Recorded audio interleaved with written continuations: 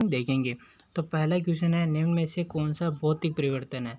तो हम भौतिक परिवर्तन के बारे में सब कुछ जानकारी प्राप्त कर लेते हैं, फिर ये क्वेश्चन करेंगे।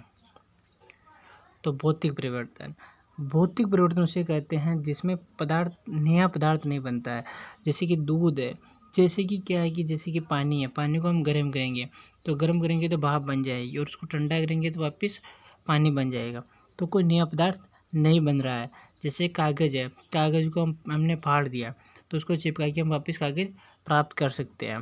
तो इस प्रकार इसे हम भौतिक परिवर्तन कहते हैं। भौतिक परिवर्तन के उदाहरण है जैसे कि बर्फ़ का पानी में बदलना।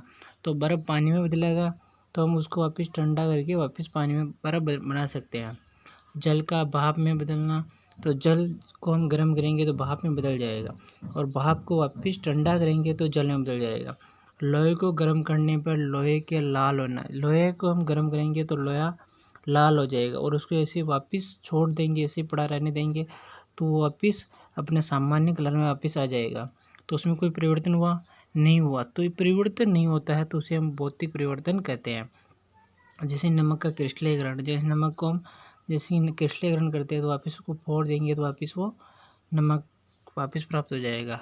मोम का पिघलना, कागज़ के टुकड़े को फाड़ना, तांबे को खींचकर उससे पतले तार निकालना, लोहे का चुंबक बनाना, कपूर का ऊर्ध्वपातन, और पौधों की पोषण की क्रिया, गर्म करने पर पीटी तार का चमकना। तो हम अब भौतिक परिवर्तन की क्वेश्चन देखते हैं।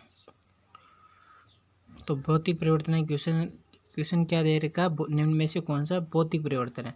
तो रसोई गैस का बनना, रसोई गैस है तो उसका बनेगी तो क्या है कि उसको वापस हम वापस गैस बना सकते हैं, नहीं बना सकते।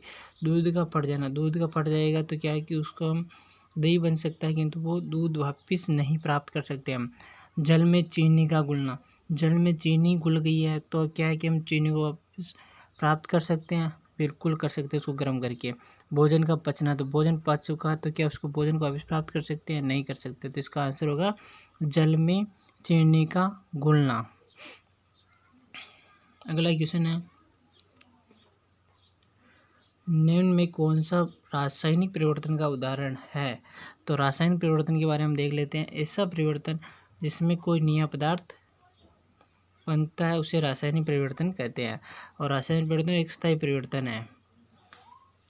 वैसे इसका उदाहरण है लोहे में जंग लगना। तो लोहे में जंग लग गया तो क्या हम उसको वापस प्राप्त कर सकते हैं, नहीं कर सकते। भोजन का पाचन है, पाचन हो गया तो क्या है कि वो मल बन जाएगा, किंतु भोजन वापस प्राप्त नहीं कर सकते। फलों का पकना, पक गए तो क्या उसको वापस हम कच्चे बना सकते हैं, नहीं बना सकते। अंगूरों का किण्वन, प्लास्टिक और मार्जक रासायनिक परिवर्तन द्वारा बनाए जाते हैं। किसी पदार्थ का जलना, जैसे कि कागज़ को हमने जला दिया तो जलने के बाद में वो राख बन गई, किंतु हम कागज़ वापस प्राप्त नहीं कर सकते। मोम को पिघलाना, प्रकाश संश्लेषण, शोषण, कॉपर का हरा होना, धातुओं का संचारण, ऑक्सीकरण और अपचयन, पत्तों का सूख जाना, गैस निकलना, पारदिक ऑक्साइड की उष्णता, ये इसके उदाहरण हैं। अब हम क्वेश्चन करेंगे, कौन सा रासायनिक परिवर्तन था। प्रिज्म से गुजरने पर श्वेत प्रकाश का 7 रंगों में विभक्त होना। तो 7 रंगों में विभक्त होता है तो ये क्या रासायनिक परिवर्तन है, नहीं है, क्योंकि यदि हम प्रिज्म से नहीं गुजारेंगे तो वो वापस सफ़ेद ही प्राप्त होगा। सब्जियों को पकाने पर उनका मुलायम हो जाना, सब्जियों का पकाए जाने पर मुलायम हो जाना, तो क्या उसको छोड़ देने पर वो क्या वापस कठोर हो जाएगी, नहीं होगी। तो ये रासायनिक परिवर्तन है। सानी हुई मिट्टी का सूखने पर भंगुर हो जाना, ये भौतिक परिवर्तन है। नमक का पानी में घुलना, ये भी भौतिक परिवर्तन है। अगला क्वेश्चन है, निम्न में किस प्रकार के परिवर्तन में नया पदार्थ बनता है। तो रासायनिक परिवर्तन में नया पदार्थ बनता है, भौतिक परिवर्तन में नया पदार्थ नहीं बनता है।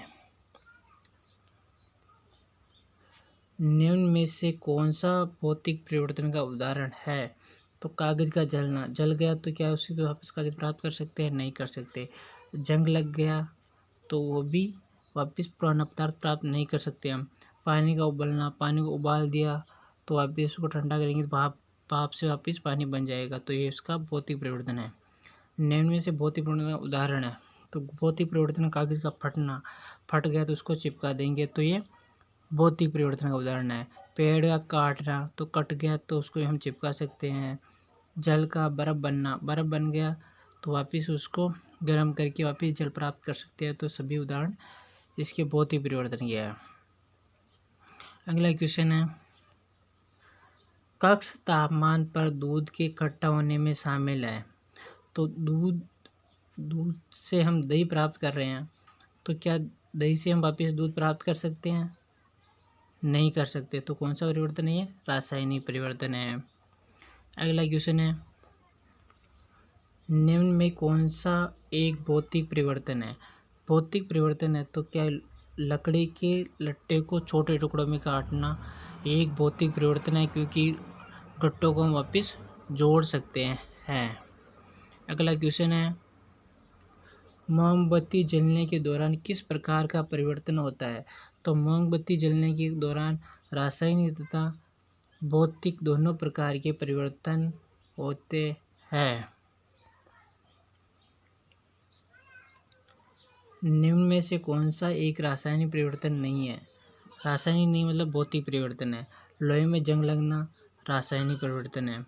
मैग्नीशियम रिबन का दहन रासायनिक परिवर्तन है। मोमबत्ती का जलना रासायनिक परिवर्तन। किसी भी चीज़ का जलना रासायनिक परिवर्तन होता है। मोम का पिघलना भौतिक परिवर्तन है। भौतिक परिवर्तन के लिए ऐसा नाम देने का यह कारण क्या है? क्योंकि इसके भौतिक गुणों में परिवर्तन होता है। अगला क्वेश्चन है, निम्न में से कौन सा भौतिक परिवर्तन है? गर्म करने पर प्लेटिनम तार का चमकना, चमक रहा है तो वो वापस हम ठंडा करेंगे तो वो वापस नहीं चमकेगा। काटने के पश्चात सेब का बुरे रंग में बदलना उदाहरण है। ये एक रासायनिक परिवर्तन है, क्योंकि बुरे रंग से हम वापस से सही नहीं प्राप्त कर सकते। कौन सा रासायनिक परिवर्तन है? दूध से दही जमना। निम्नलिखित में से कौन सा भौतिक परिवर्तन में नहीं होता है? भौतिक परिवर्तन में नया पदार्थ नहीं बनता है। आकृति में परिवर्तन हो सकता है, रंग में परिवर्तन हो सकता है और घनत्व में परिवर्तन हो सकता है, किंतु नया पदार्थ नहीं बनता है। नया पदार्थ रासायनिक परिवर्तन में बनता है। कौन सा एक भौतिक परिवर्तन नहीं है? भौतिक मतलब जल का नमक में विलय होना, तो नमक को हम वापस प्राप्त कर सकते हैं। जल का क्वथनांक जल वाष्प का बनना, यह भी एक भौतिक परिवर्तन है। बर्फ के गलनांक पर जल का बनना, द्रवित पेट्रोलियम गैस का दहन, जलने पर कोई सा भी चीज़ जले वो रासायनिक परिवर्तन होता है। तो इसका आंसर 4 हुआ। धन्यवाद दोस्तों। यदि आपको हमारी क्लास अच्छी लगी हो तो चैनल को लाइक करें, सब्सक्राइब करें और अपने दोस्तों के साथ शेयर करें।